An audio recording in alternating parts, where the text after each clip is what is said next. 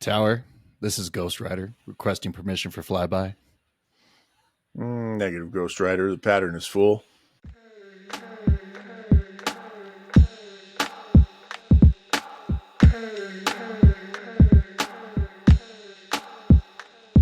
I go ham on a bullet beat combined to Il Brio. Call the homies up and make tracks with my people. Cause when we join forces, we know that he is with us.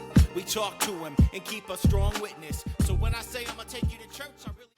Kurtis, man, it's good to see you. It's good to be back, buddy. Yeah? I'm glad to be here doing this podcast. You had a big adventure you went on for the last week.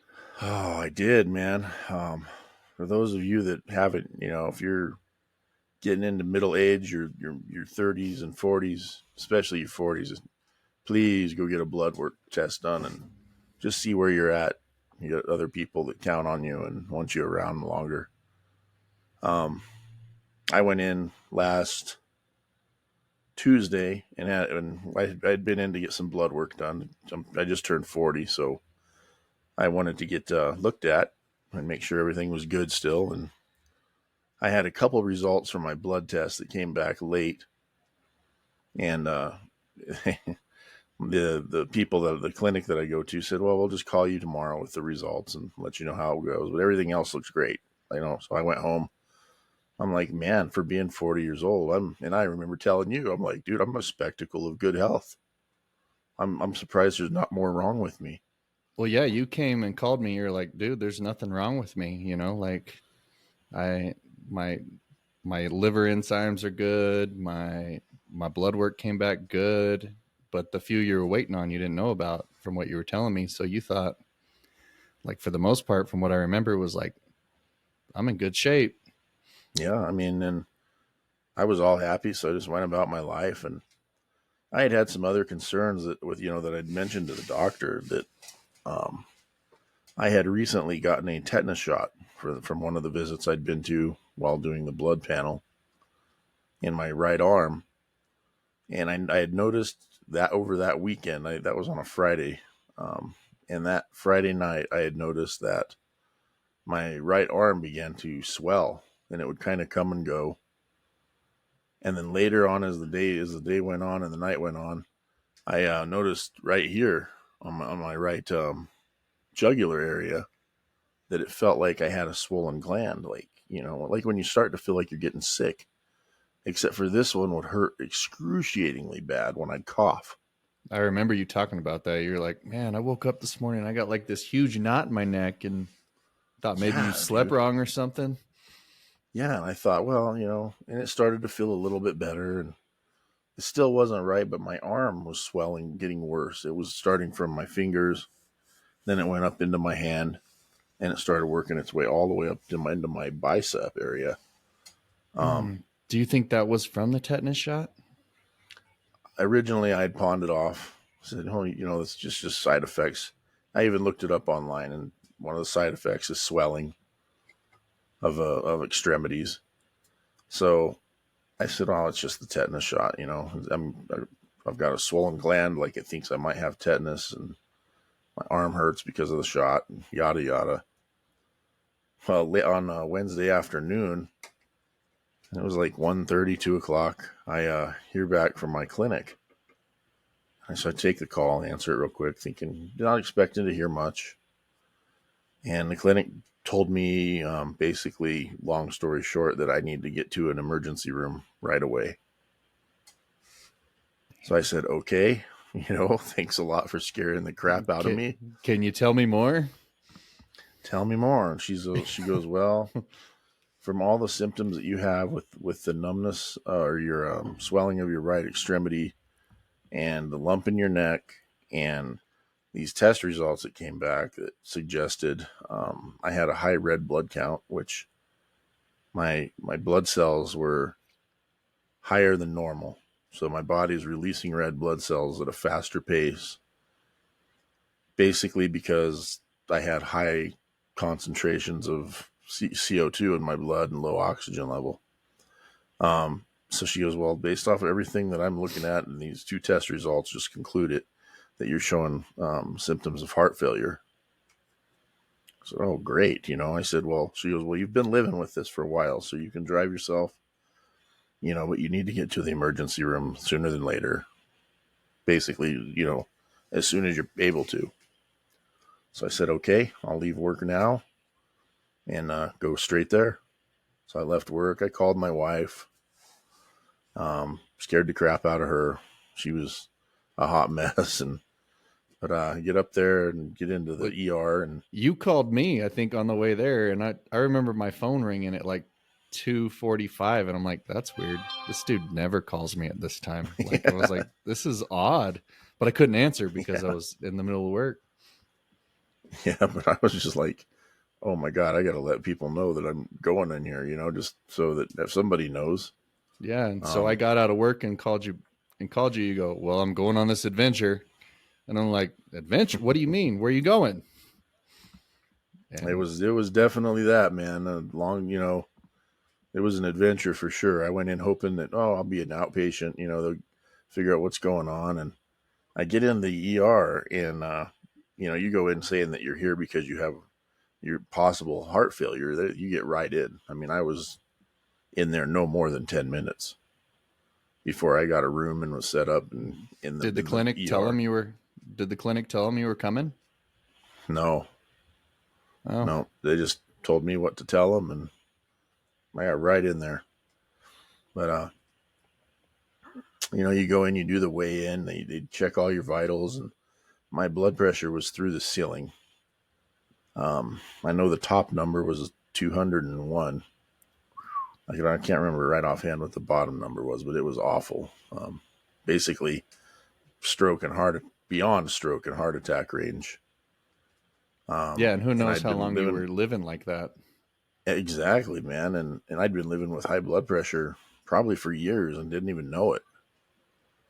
Basically a ticking time bomb that was just waiting to go off. And I finally caught it while it was in mid-fuse. But go in and he said, well, you're going to be admitted at least overnight. So I'm going, oh, great. Overnight, I'll get to come home tomorrow at least. And no, long story short, man, I was in there for 8 days. Yeah, and I came to see you on one of those days. Yeah, Joe did. He came up to visit and make sure I'm still in one piece. And yeah, I remember I walked in there, and what one of the nurses say, she goes, "Oh, is that your son?" Who's this? Oh, is this your son? I said, yeah, that's my son, Joe. I must look young, man. Look at me, all this. You might. It's probably the beard. That's the giveaway. Trying to look like dad. 40-year-old man, and here I am, 37 years old, and I look like your son. They put me on some diuretics. My body was retaining a ton of fluid, and I had no idea. I was. I thought, well, I'm 40 years old. I put on a few pounds in the last year. But little did I know, over my 8 days in the hospital, I lost over 110 pounds in fluid weight. And basically, if I had not have gone in when I did, I probably wouldn't be here, because the lump in my neck was found out to be a blood clot that was stuck in my jugular vein. So weird I ended up things work out like that, huh? Oh, it is, dude. It's total destiny. Had I not gone in right then, I'm so fortunate that when I was sitting here telling you, man, I got this big knot in my hand, I'm pushing on it and stuff, or when I was coughing and it hurt so bad that it didn't break loose and go into a lung or my heart or something. But So I ended up getting diagnosed with sleep apnea, high blood pressure. And I've got a whole slew of pill medicines I have to take for at least the next few months. So are you still losing water weight? I'm still losing water weight. I don't know how much total. Who knows? Because when that day I went in to see you, you were like, man, I gotta go to the bathroom like every 30 minutes. Yeah. Oh, dude, I've never seen so much piss in my entire life. Well, if we want to label it like that, I was I'm not. I mean, if I felt like that's all I did all day. Yeah, well, I think when I was in there, you went like 3 or 4 times, and I was like, "Oh my god, you didn't." Yeah, dude. They give you one of those pills, and it's like within 20 minutes you're going every 15, 20 minutes. Man, I mean, I could look at you and tell you had some water weight on you because I know I could see it like in your legs when I would see you. Yeah. Well, you just But see them now, man. My legs are skinny. I feel like a guy riding a chicken. well, that's what I was telling you. Like, I mean, you were carrying 100. You said 120 pounds you've lost just in water weight. You think? Yeah, I think I it's mean, probably around there. you've been doing full body workouts for God knows how long now, right? So your legs should just be nothing but swole, just with as much as you've been walking around carrying 100 pounds It's of weight. it is so crazy, man. The shorts I wore into the hospital when I showed up were good and snug when I got there, and now they're loose. I can't keep them up. You It's need the a craziest thing. I mean, everything from my shoes to my shorts to the seat in my truck, everything fits me better. yeah, It's the damnedest thing. and you probably feel So better in return for it I too. feel amazing. You know, And I like you said, you're on video right now wearing oxygen with no shame, which is cool. I can yeah, appreciate and somebody it's that not a can. permanent thing. Thank goodness. Yeah, It could have been, but I just can't stress it enough. I mean, the saddest thing for me was to hear how worried my daughter was about my dumb ass. I'm so dumb for not going sooner. yeah, And I'm like, this would be tenfold worse if something were to happen to me. yeah. Well, and But I mean, we were always talking about me because we've been worried about me because right, you've I had did your the own. same I did the same thing, right? Like I had my gallbladder removed like in the emergency room like one day, right? Like, and when I showed up there, my blood pressure was through the roof. And they were like, "You're not going anywhere tonight." But mine was through the roof because of all the pain I was in. Right. And I had mine removed, and they draw my blood as I was in the hospital. And right before I left, they drew my blood, and they go, "Yeah, your liver enzymes are high. Not worried about it. They should go down in time.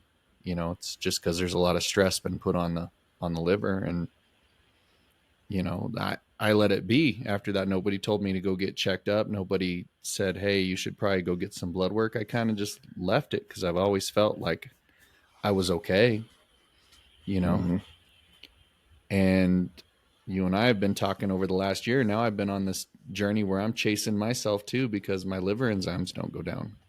And here I Yep. am, not in pain, had no idea, and all my blood work comes back normal except my enzymes.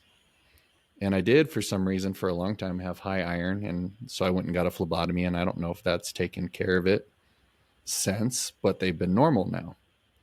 But I've been also thrown through the ringer too, like with every procedure, every autoimmune disease they can't find. And so now I'm told, "Oh, you got to go seek a second opinion because I don't have answers for you." Right. But Yeah, I'm just glad you caught it in time to be aware of it and be able to start being proactive with it. right. And so pictures and everything But doesn't show like anything's wrong with it, other than the blood shows there's mild inflammation somewhere because of something.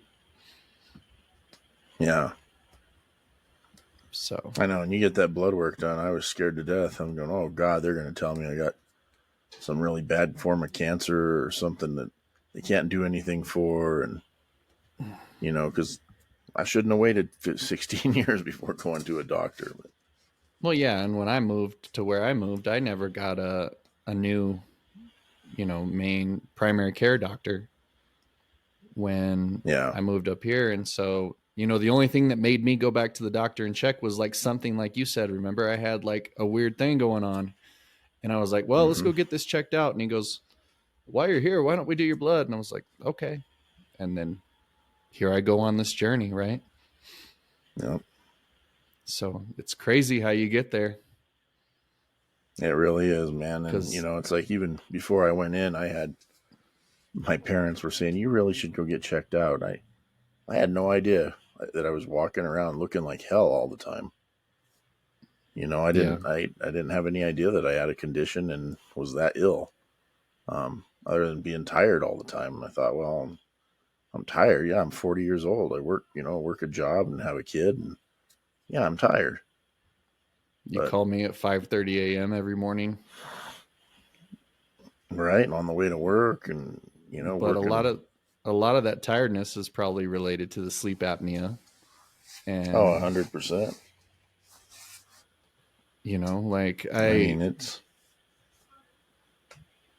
I think like I remember when I was in the hospital, I'm snoozing there and the alarms on the machine would go off because once I'd get into a deep sleep, my heart rate drops like extremely low, I guess. And they mhm. all start beeping up and they're like waking me up and they're like, does your heart rate normally get this low? I'm like, what do you mean? Well, it's like at 40 while you sleep, my wrist. I'm like, how am I supposed to know that? Like, I was in a Right. deep sleep, you know? And so I don't know if it's normal. I don't know if nobody ever said I had sleep apnea. I've been checked one time. I did a sleep study and they were like, it's nothing you need a mask for yet. Yeah. Yeah, and mine's pretty severe. I mean, they found here's one night when they were trying to get me to use a CPAP machine in the hospital, and my mask had came off. Or no, it was before that. It was I came off oxygen. I pulled my oxygen mask off in the hospital while I was asleep. And I was laying back and all of a sudden I woke up and there were like 6 people in my room, like all around my bed. And I'm like, the hell's going on here? And they're like, your mask came off and your oxygen level got really, really low. It's like 68%. You were pissed, dude. And it was like midnight or 2 o'clock a.m. And I think I was out doing my Ubers and you called me and you go, you won't fucking believe this. I'm so fucking pissed off right now. Do you remember that? Yeah. I don't know if it was the drugs you were on or what. And you were like, they keep fucking moving this mask on me and I'm fucking trying to sleep and all this and I don't want this goddamn mask. And I'm Well, like, no, dude, they sat me up in bed. Because they thought, well, this will help him breathe, But this dude came in the middle of the night. I could feel him move my mask. That's what woke me up. And then he sits my bed up. And before I could even say anything, he's already out the door. And like, what the fuck? What are you doing, dude? you were like, hey, There's some guy. He's hey, out. He's standing in the doorway. And I went, hey, yo. He went, what's up? And I hey, yo. said, what the hell was that all about? I said, did my mask come off or something? Yeah, your mask was up around your forehead, sir. And so I sat your bed up so you can breathe a little bit better. Hey, asshole, get back here. Well, I said, okay, whatever. Well, then this is right before I called you. I'm laying there and I'm trying to sleep, and sleeping in a hospital is terrible. Let alone when you have to wear all that stuff and you got cords hanging out of your arm and all this. I got tired of it and tried to lean my bed back again. This dude locked me out of the controls for my bed. There's a lock. He didn't light want to on come back for you beeping and stuff, huh? And that's what fired me up. But me being the man that I am in the field that I am, I know how to figure out ways around that kind of thing. So I get on old YouTube and look up Hillrom hospital beds and figured out how to lock and unlock the controls on them. And I'd reach over on the other side and feel where all the buttons were and unlocked them, laid it down, and went back to sleep. You're like, I'm gonna show this guy. I'm gonna show him for waking me up. But man, and I remember telling you, I was like, "All right, motherfucker." you were mad, man. You were so mad, and you called me. I mean, I was so sleep deprived. I think it was like 2 a.m. and I was like, this is weird. I mean, we usually talk when I'm driving on the weekends, but this guy's in the hospital. Like, he ain't drinking. He ain't sitting in the no food allowed pool in the pool area having a beer. I was like, all right, let's answer this and see who's picking sunflowers now. Yeah, it was but end of the story is, man, if you haven't, just go get your stuff checked out before it gets serious. If I would have done this years ago, it would not even have been anything like it is now. Yep. You could have, I mean, hindsight's 2020, right? Yeah, I mean, it is what it is, but coulda, woulda, shoulda, right? Like me as a friend, I could have probably pushed you a little bit harder too, you know? And I could look back and say, I'm not a good friend for not pushing you to go as well, right? Like I could say, all right, I can see my man's legs got some water weight in them. I should say, hey, you should probably go get checked. You know, like it's one of those things, right? Like, or does he think like I'm an asshole for saying it? But if you see and I something, think that's say for it, right? Everybody didn't feel like it was their place to say anything. Yeah. You know, and I think at the end of the day, it was my dad was the one that was like, hey, dude, I really worry about you, you know. Go get looked at and at least go get a physical. And and I was getting kind of pissed at him, but thank God he did, man, because I wouldn't be here today if I didn't. Yep. Stubborn ass, man. You stubborn ass. You know, it's me, but I'm not going to do that anymore. That's for sure. Hey, you know what? It's done. So, it's over. You're on the up. Yeah, all on that the matters. mend. We'll be going on that cruise here in June. I'm looking forward to that. Hell yeah. Hell yeah. But, can't wait. No, me either, man. I need it. It's going to be good.